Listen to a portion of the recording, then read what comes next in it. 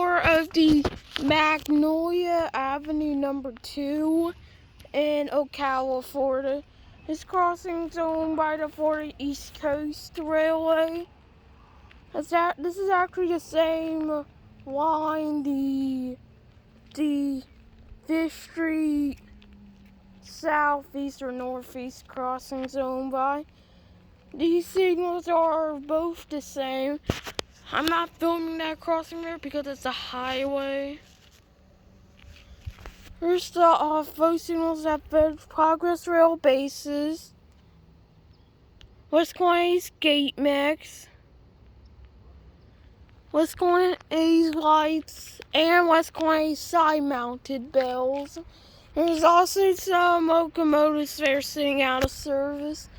And this crossing is actually, is this really abandoned? I think this is an unused crossing. So does that one there.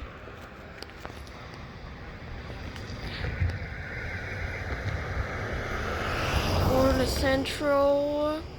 That'll probably be Florida East Coast.